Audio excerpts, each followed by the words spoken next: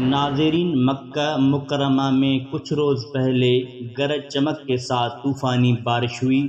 اس دوران آسمانی بجلی دنیا کے سب سے بلند کلاک ٹاور پر گر گئی۔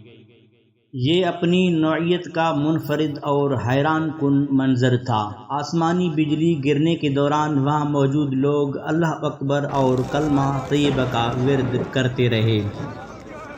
عرب میڈیا کے مطابق مکہ سمیت دیگر علاقوں میں گرج چمک کے ساتھ موسلا دھار بارش ہوئی، جس سے بیشتر علاقوں میں سڑکیں زیر آب آ گئیں، جبکہ عمرے پر آئے زائرین کو بھی کچھ مشکلات کا سامنا کرنا پڑا، تاہم کوئی مالی یا جانی نقصان نہیں ہوا۔